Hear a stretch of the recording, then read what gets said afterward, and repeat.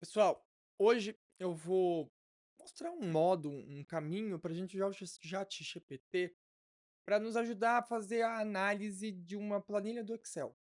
Essa planilha, uma planilha que pode ser de finanças pessoais, pode ser de finanças do consultório, pode ser de dados. Primeiro olhar, uma visão panorâmica de um conjunto de dados para você, às vezes, ter uma noção geral daquele conjunto e de propostas ou aspectos que você vai poder depois fazer análises mais refinadas. Hã, no caso de hoje, eu vou usar o ChatGPT para, a partir de dados de uma planilha sobre todos os agendamentos de 23 a 25, ele conseguir trazer insights sobre confirmações, origem do paciente, sem que eu tenha que ficar ali, me debruçando em fazer essas métricas uma a uma no Excel ou sofrendo com outros sistemas de análise. Vamos dar uma olhada e vamos ver também o próprio ChatGPT sugerindo pontos de análise ou o que aqueles dados nos trazem de informações valiosas, tá bom? Estou aqui no ChatGPT e para fazer essa função, a gente vai usar a versão de reflexão com o número mais alto que você tiver e que não tenha nada escrito depois. Então, se você estiver vendo esse vídeo e já saiu o ou 4 sem ter mini ou mini high depois, usa ele. Hoje eu vou usar o ou 3, tá bom? Eu vou colocar aqui uma planilha. Essa planilha tem algumas informações que elas são que eu, vamos dizer assim, ocultei para proteção dos dados, porque eu estou gravando aqui. Então, nomes, dados sensíveis, tudo isso foi retirado dessa planilha pela gravação. E também retirei, só isso, só retirei dados, tá bom? Uma planilha que você conseguiria retirar de grande parte dos sistemas de prontuários atuais, tá bom? Colocada a planilha aqui, como que a gente começa, né? E aí vem o nosso passo a passo, né? A gente vai trabalhar nessa aula uma análise que eu chamei de descrição, exploração e diagnóstico. Então, primeiro a gente vai descrever os dados de nossa planilha, tá bom? Para isso, eu coloquei a planilha aqui, tem que ser no modelo O3, tá bom? Pode ser daqui a pouco, quando sair o O4, no O4, mas não use modelos menores de reflexão, nem use o modelo GPT 4.1 ou GPT 4.5 ou 4o, tá bom? Aqui eu copiei para ajudar aqui na hora de colocar os comandos, para listar todas as colunas que eu tenho nessa minha tabela e que me mostre um exemplo de o dado para cada coluna. Esses prompts vão estar em anexo nessa aula. Além disso, aqui ele já me traz um aspecto que eu estou inserindo na memória e do ChatGPT e também colocando na memória dele um outro aspecto que que tipo de dado eu tenho em cada coluna. Vou dar start aqui. Por exemplo, índice é número, números integrais, agendado em é uma data, agendado por é um nome, confirmado em, confirmado por. Ele tem que entender que tipo de dado é esse, se é um número, se é uma data, se é um número integral, se é um número que é uma data, então ele não pode trabalhar fazendo conta, idade, como conheceu, que daí é um string, ou melhor dizendo, é um nominal, né? É um nome, tipo de atendimento que foi feito, o status do agendamento e a forma de pagamento. Então, tudo isso está aqui e ele vai começar a processar. Tirando a parte que hoje o ChatGPT não está muito legal comigo. Pronto, agora voltou aqui a funcionar, seguindo aqui a aula.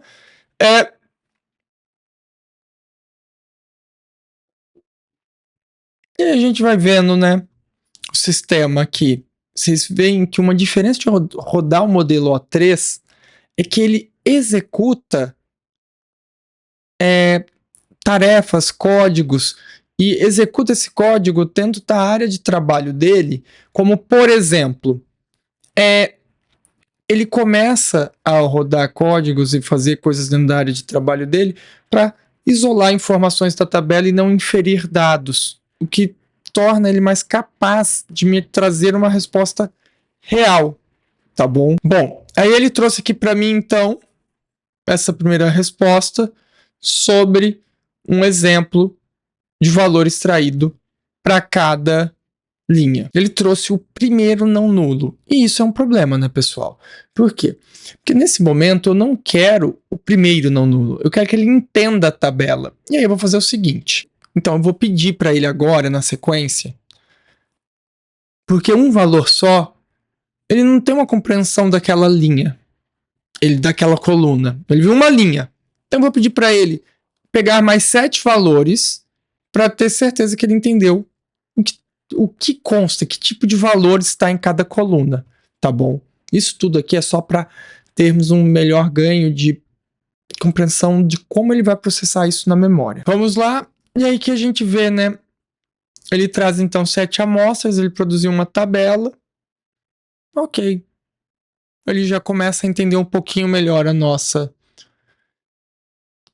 tabela original, tá bom?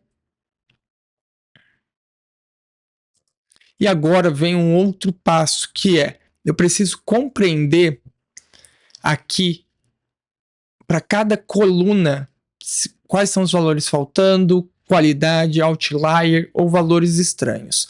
Por exemplo, nessa tabela que eu coloquei, eu não coloquei valores, mas se eu tivesse uma tabela com valores por consulta, por exemplo, e surgisse uma consulta que desponta fora do usual para pacientes que são consultas médicas de tal médico, ele já ia apontar nessa fase e ia me apresentar qual é a linha que tem este valor ou ponto faltante. Por exemplo, se você trabalha com planos de saúde, nesse momento, se um repasse para um procedimento que usualmente o valor é 200 veio com um valor distinto, ele já vai começar a identificar aqui, tá bom? Pode ser que não identifique aqui, mas aí a gente nos passos seguintes vai identificando, tá bom? É muito bonitinho ver ele analisando a nossa tabela. Vamos lá, aqui a resposta então. Ele analisou, tem 3.664 linhas, 13 colunas, datas vão de 5 de agosto de 22 até 18 de julho de 2025. Os horários vão das 7 às 21 horas para início de atendimento. A gente vê que o pessoal trabalha bastante. Idade. Bem, ó, um outlier aqui. Ninguém tem idade negativa, né, pessoal? E 120 registros com meses, que dificulta o trabalho para pensar em fazer uma coluna com um valor que seja possível de computar, fazer médias, tem que ser padronizado, tá bom? Profissionais, temos 3 profissionais dentro dessa nossa tabela. Hora do agendamento, todo mundo ficou aqui num formato padrão. Agendamento, todo mundo tem um formato, todos os momentos que são dados de datas tem uma construção válida. Vamos lá. Aqui, esse valor aqui é o número de vezes que tem um valor ausente, que nada foi apontado. A gente vê que tá faltando um esmero nas confirmações. Mas depois a gente pode trabalhar isso lá no diagnóstico, para tentar identificar o porquê que não foi confirmado. Por exemplo, marcação no mesmo dia. Vamos descobrir isso mais para frente. Mas a gente já descobre aqui um ponto para olhar. Aqui ele traz pontos que merecem correção ou validação adicional. Índices, existem algumas duplicatas. Pessoal, e aí eu fiz em paralelo aqui antes de mostrar essa aula um outro chat onde eu pedi para ele me apontar quais índices que estavam em paralelo. E ele me trouxe o índice 165, tem 2 ocorrências, 168, tem 2 ocorrências. E aí eu fui na minha tabela, onde eu tenho o nome, e verifiquei o que estava acontecendo, tá bom? Por que eu falo isso? Porque tem horas que você vai ter a informação aqui da duplicação, e talvez esse valor que está duplicado na minha tabela ia causar uma incongruência do, por exemplo, valor de produtividade no final. Eu pedi qual é a linha, vou lá na minha tabela, olho rapidinho e já descubro o que está acontecendo. Então vamos lá. 1. Pode deixar apenas um item a cada duplicado. Como eu verifiquei, eu posso apontar isso. Idade anônima. Deixe tal campo. Deixe os outliers. Idade negativa. Com o campo vazio. 3. Ó, pessoal, aqui eu tô fazendo em português, mas os prompts maiores façam em inglês, tá bom? Idade em meses. Vamos fazer o seguinte, deixe apenas a idade em anos. 4.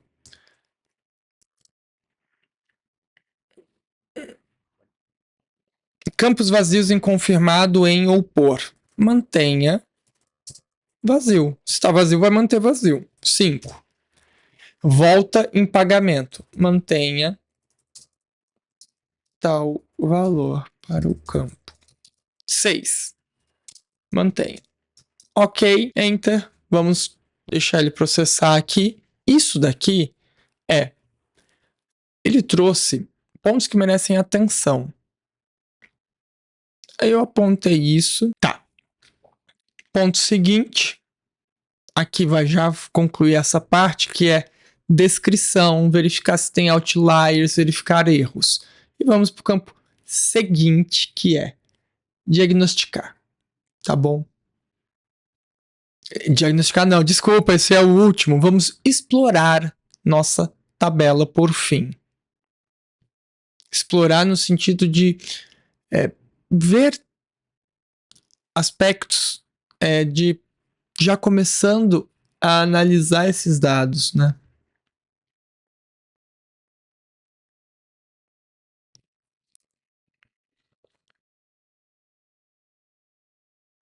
E eu vou pedir o seguinte: 10 questões que seriam interessantes perguntar para este dataset, para esse banco de dados que eu encaminhei.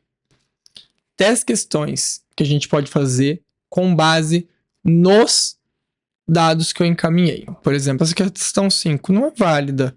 Não é o finalizado agendado que consta. Vamos ver essa pergunta 10. Achei muito interessante. E aí a gente vai pedir pro sistema respondê-la. A gente vai pedir quais que eu acho que ficou interessante aqui. 1, 2, entre agendar e confirmar. Isso aqui é mais uma questão de aspectos internos de relação à demora do indivíduo de responder. Ah, não. Na verdade, não é a 2 que me interessa, é a 3. 4 também achei interessante. Mudança sazonal das fontes de pagamento. E a 10. E aí eu não vou pedir para ele já me responder elas. Para as questões, eu quero essas 5 questões. Me diga exatamente quais colunas ele tem que olhar e se essas colunas são suficientes para responder. Porque senão a gente vai ter que ir atrás de mais informação. Tá bom, pessoal? Vamos lá, né? Aí, feito aqui essa parte, que é o D1, que são 2 Ds, que é a descrição, depois vem a explicação, para depois virmos com o diagnóstico. Pensando aqui, né, a gente vê, então, que uma descrição inicial foi feita e dentro da explicação a gente começa com ele sugerindo hipóteses para a gente explicar. Então vamos seguir aqui o processo. Vamos lá para a pergunta 1. Taxa de comparecimento e cancelamento por canal de aquisição suficiente para calcular. As duas têm apenas 0 ponto status, está inteiro, datas para obter antecedência, suficiente.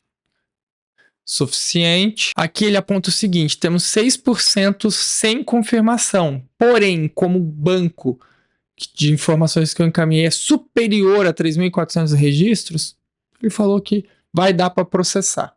Qual é o próximo passo, então, na explicação da gente buscar, então, da explicação não, da exploração desses dados meus? Eu posso pedir para ele realize a avaliação da questão 1. E ele já começa. Vou usar o Python e estará assim começando aqui a avaliar. E vai começar a avaliar. Ó. Aqui a gente vê que teve uma proximidade muito grande. Tá bom? Seguindo aqui, né? Aí a gente teria que saber qual foi o custo de aquisição.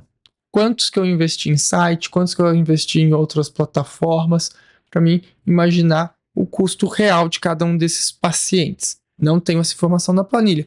Mas, vamos seguir para a próxima questão, né? Avalie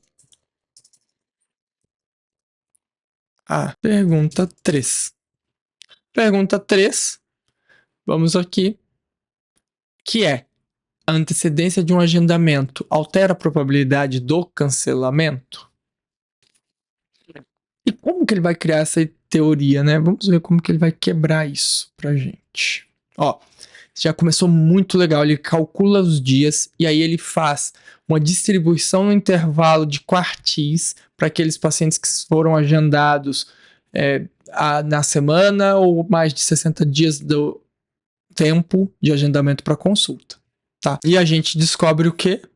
O paciente que agendou com altíssima antecedência não cancelou.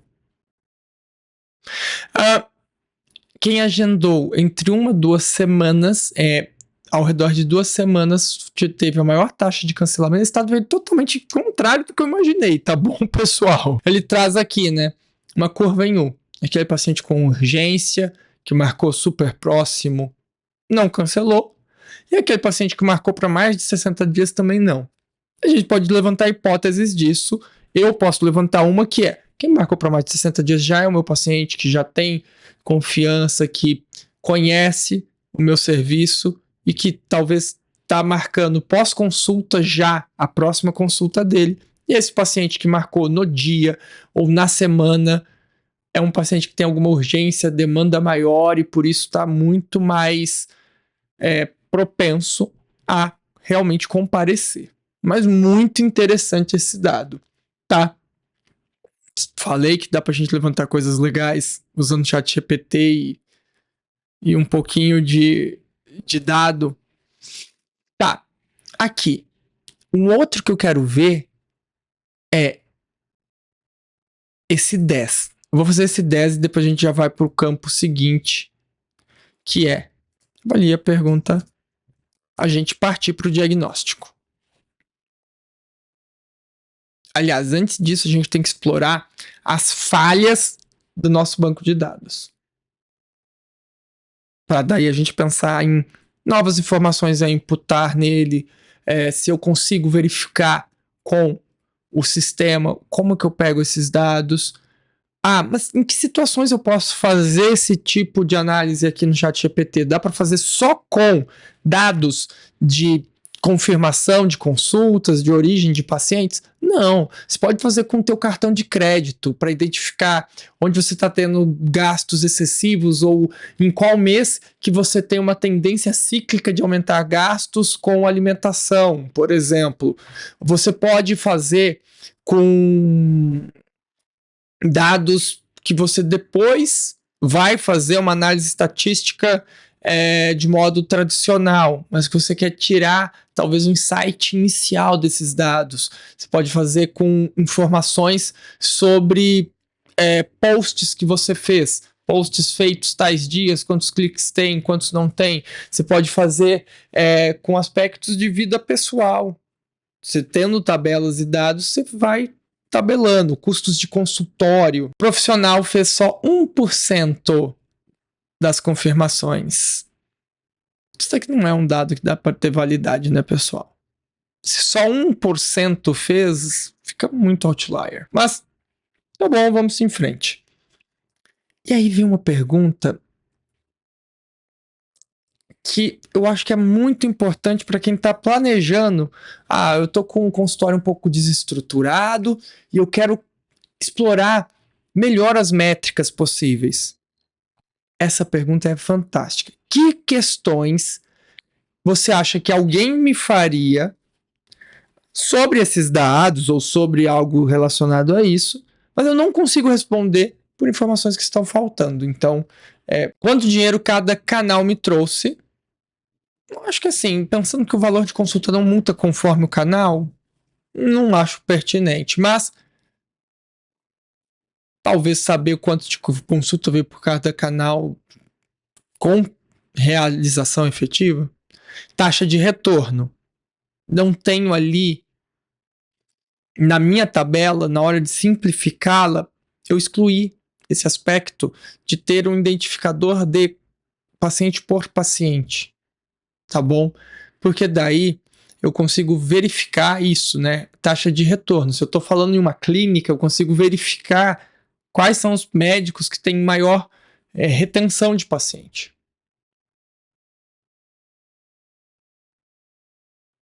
Check-in, check-out. Será que não foi fator de cancelamento? No meu caso, eu acho que não, mas tudo bem. Tá, ó, sexo, se é online ou presencial, qual cancela mais? Eu tenho certeza que o presencial cancela mais, mas eu posso estar errado. Aí eu precisaria ter esse dado na minha tabela. Ah, motivos declarados, muito bom. Eu tinha que incluir isso.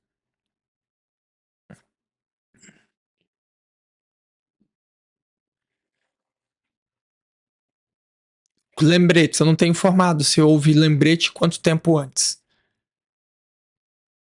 Uhum. Tá. Isso daqui é importante você estar fazendo um gerenciamento de clínica com múltiplos profissionais que não atuam de modo independente, tá bom? Quando você tem ali um corpo clínico, quando você tem, talvez dentro de um âmbito distinto do que dessa tabela que eu coloquei. Ah, isso aqui é muito legal, mas aqui eu tenho que ter a data, o valor de compensação. Eu não tenho que ter a data. Lá só tenho se foi pago. Além de se foi pago, eu tenho que colocar se foi pago em cartão, à vista, em cartão 2 vezes, por exemplo.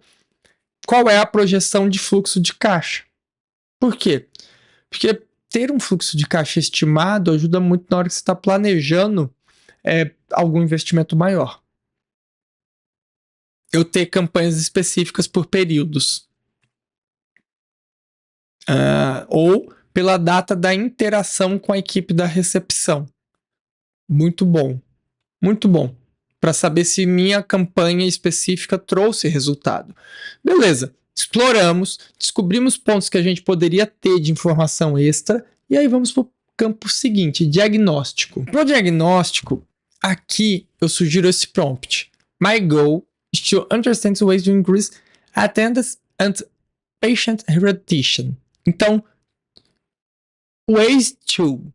Na hora que acabou o ways to, você coloca o seu goal, seu objetivo. Dado tal objetivo, quais aspectos dos dados eu tenho que focar? Tá bom.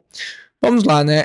Eu coloco em inglês esses prompts que vão exigir mais raciocínio por um aspecto que ele obedece melhor, usualmente. Não é regra, mas usualmente isso acontece. Você vê que ele não muda a língua de resposta, porque ele sabe que eu tô em português. Tá. Comparecimento versus ausência. Ó, eu tenho que ir lá e verificar, eu tenho que consolidar se realmente o faltou é faltou, se isso é diferente de cancelou. Porque assim, o cancelou é menos de um dia, menos de 5 dias da consulta. Ou diferenciar o cara que cancelou um mês antes de quem cancelou no dia. Quem cancelou um mês antes, será que seria isso mesmo? E a gente já vai fazer isso, tá bom?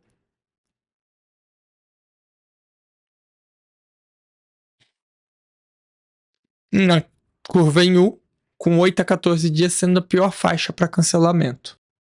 Muito bom a gente ver horário, dia da semana e o status, para descobrir se tem horários que tem mais propensão a essas faltas. Aqui ele pede informações que vão me ajudar a incrementar isso, e eu vou pedir uma outra questão aqui. São as questões centrais que alguém lendo essa minha análise vão me perguntar e como que eu posso endereçá-las. Pessoal, aqui eu trouxe um banco de dados reduzido. Reduzido em que sentido? Eu peguei um banco que eu só tenho a data de agendamento, quem agendou, quem confirmou, a data de confirmação, a data do agendamento, o horário, o profissional, e se foi uma consulta ou uma primeira consulta. Como que eu posso lidar ou melhorar a explicação dos meus dados se alguém questionar isso, se eu tiver que chegar e levar esses dados para um gestor? Eu só vou pedir para ele me ajudar naquela questão que eu trouxe aqui, né? Que é isso daqui, né? Que é a reclassificação, né? Reclassifique status, apontando, criando uma categoria de cancelamentos próximos à consulta. Se data de confirmação tiver sido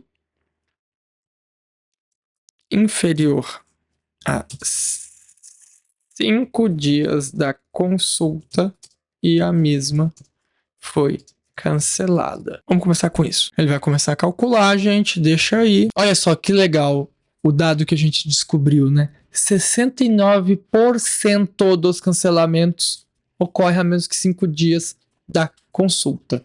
Qual que é o problema? Eu não sei normalmente com quantos dias o pessoal tá verificando, mandando a primeira mensagem para confirmar consultas. Por fim, pessoal, aqui a gente viu que ele sugeriu alguns aspectos muito interessantes que eu vou seguir fazendo aqui. E eu já mostro para vocês. Por fim, então não. Pessoal, então agora, né, vamos fazer mais um aqui dessas métricas que surgiram, que é, vou voltar aqui para trás, é que eu fiz correndo só para vocês verem. Vir aqui e pedir esse horário versus dias da semana versus taxa de cancelamento em vez de um reach map por horário, por dia da semana, por status. Para responder a questão de horários com maior propensão a cancelamento, faça uma tabela com taxa de cancelamento por horário a cada dia da semana.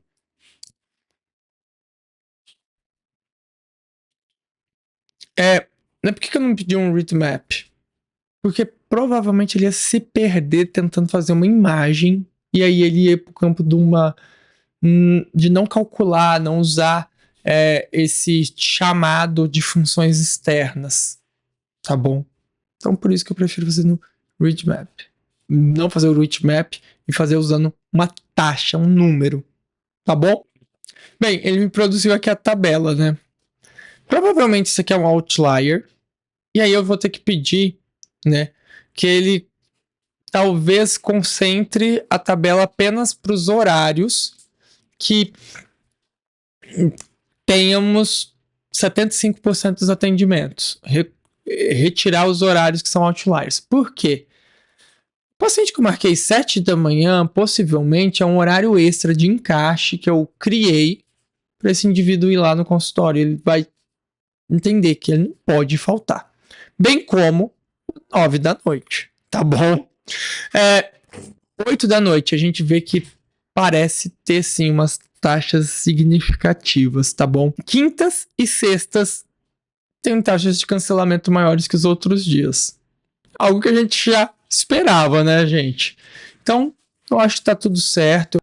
Então, eu acho que vem muito em linha com o que a gente imaginava já. Em headmap ia ficar mais bonito? Ia. Vou tentar fazer, mas não creio que funcionará. Transforme tais informações em um headmap. Exclua horários em que houve menos que 10 atendimentos. Tá bom?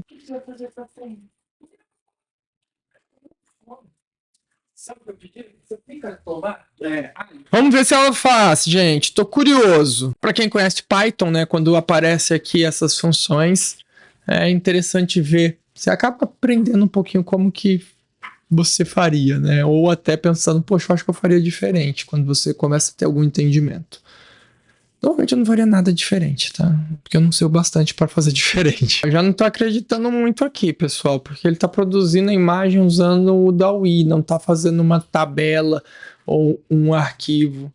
Mas eu vou mostrar um outro jeito de apresentar isso pra gente, tá bom? Não confio nesse gráfico. Vamos pensar em outro jeito de fazê-lo. Como que a gente vai fazer isso, né, gente? Eu vou fazer o seguinte. Vou pedir para ele, em vez aqui de tais informações em um headmap, né? Vou vir aqui, adicionar uma ferramenta que é a lousa, transforme, crie um aplicativo web onde apresenta as informações sobre taxa de cancelamento por horário e dia da semana em um headmap.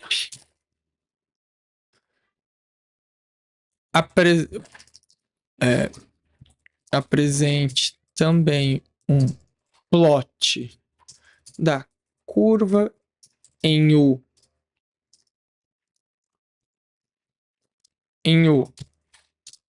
da taxa de cancelamento pelo tempo entre agendamento e consulta. E inclua outras informações, visualização em gráficos ou headmaps sejam pertinentes. Dou um enter. Vamos ver o que ele vai fazer para a gente. Esses dados aqui, ele pegou da tabela que ele me gerou, tá? Vamos deixar aqui e já a gente volta a ver. Pessoal, ele fez aqui esse código, ele fez uma página web em React. Vamos pré-visualizar. Tomara que esteja funcionando. Não funcionou. Não está sendo legal o caminho que ele está fazendo, né? Refaça usando outro tipo de interface. Vamos deixar ele refazer aqui o código. Fecha aqui. Pessoal, mas assim, a gente parou já aqui, a gente já tá no lucro, tá? HTML puro, HTML puro. Normalmente o ChatGPT produz com menos taxa de erro quando eu peço em HTML puro, tá bom? Pessoal, e aqui foi um headmap. Agora, e assim, né? Aqui a gente tem que levar em conta algumas coisas, né? Talvez eu peça para ele inverter os dias e horário, mas já dá para entender, né? 7 da manhã, 8. Aqui, né, ele produziu então a página. Olha só. Eu pediria para ele inverter aqui, colocar dias da semana enquanto colunas e horário enquanto linhas, mas já tá para a gente entender. E um ponto legal, né, da gente pensar, né, o quanto que esse Saturday aqui, sábado, 8 da noite, isso daqui é erro de inserção de dados, né, pessoal? O que eu saiba, a gente não está trabalhando nesse horário. Temos aqui um outlier outro, né, que é aqui 10 horas, 100% de cancelamento. Mas deve ser algo no meu banco de dados. tá bom? Domingo, 10 da manhã também, não é o dia usual, né? E aqui vem aquela curva em U invertido das taxas de cancelamento que a gente identificou, né? A gente vê aqui, né? Quando é até 4, 7 dias, é uma taxa menor que sobe naqueles pacientes de 8 a 14, 15 a 30 e que cai significativamente naqueles pacientes que marcaram para mais que 60 dias. Canal de aquisição e a taxa de cancelamento, tá bom? E a gente pode, então, ter agora uma exibição clara dos dados. O que eu usei de comando? Eu pedi para ele um aplicativo web, mas eu mudaria isso. Eu pediria de início já crie uma página em HTML onde apresentará as informações, tá bom? Assim ele já não vai se perder fazendo aqueles reacts que travou, tá? Só vou voltar aqui para trás porque eu queria pegar ali.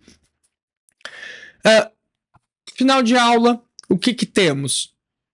Uma demonstração do uso dessa... não vou falar que é uma técnica, mas desse caminho, né? Que é você descrever os dados, você solicita para o chat GPT descrição das colunas, você depois solicita uma descrição sobre outliers, sobre percentis de dados nulos para cada coluna, para na sequência você opa, aqui tá rodando o negócio e subiu, para na sequência você perguntar para ele 10 questões interessantes sobre os dados que você apresentou. Com as questões, você começa então a trabalhar elas, que é a parte da explicação, da exploração, mas pode ser explicação, exploração, depende um pouquinho do que você está trabalhando, mas a gente vai explorando então esses dados, para daí a gente chegar no diagnóstico, que é qual é a taxa de retorno, qual é o tempo de espera, e a gente chega no nosso diagnósticos, que vão envolver, por exemplo, né, qual é o status de cancelamento, né? O que eu entendi, o que eu aprendi sobre essa questão da antecedência do agendamento, que envolve essa curva em U dos agendamentos. Os horários de semana, né? Que depois a gente produziu lá e tornou bem visível. A confirmação. Será que eu não tenho que repensar o meu processo de confirmação de data em que foi confirmado para ver se o tempo entre o agendamento e a confirmação, ou entre o confirmado e a consulta, não é o fator que muda os status entre cancelar, faltar e realizar? Outro ponto aqui, né? Eu pedi para ele já me trazer como que, se alguém perguntar a minha análise, eu contra-argumento, eu mostro a validade dela e o que eu já posso ir antecipando e fazendo de trabalho nela. Tá. Seguindo aqui, na sequência, eu fiz mais algumas questões que eu levantei ali, ainda retornei a uma fase de exploração dos dados, tá bom? Para, no fim, produzir uma página que me trouxesse a visualização do mesmo, tá bom?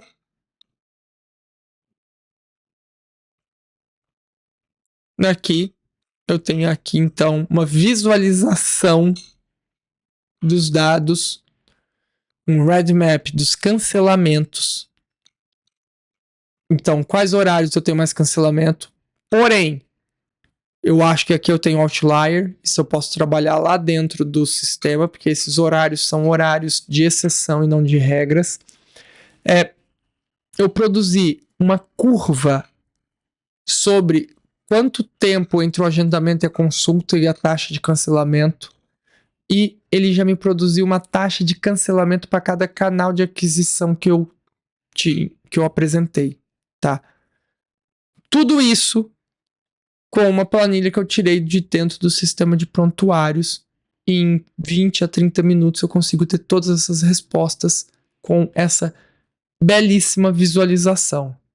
Pessoal, olha só, um roadmap me mostrando dias da semana, e a taxa que tenho mais cancelamento. Então, se eu, Luiz, hoje vou repensar minha escala, talvez eu vou diminuir horários à tarde de quinta e quarta-feira, porque tem uma taxa de cancelamento mais significativa. Isso aqui está facilmente visualizável nesse headmap. Eu já não trabalho nesses horários, então tô feliz porque eu também não tem essa taxa de cancelamento muito alta que está tendo aqui, tá bom?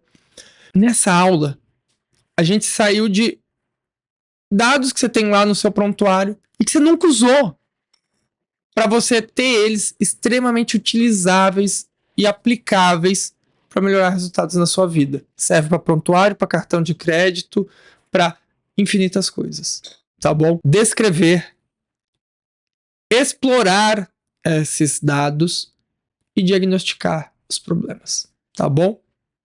É isso, pessoal. Bons estudos.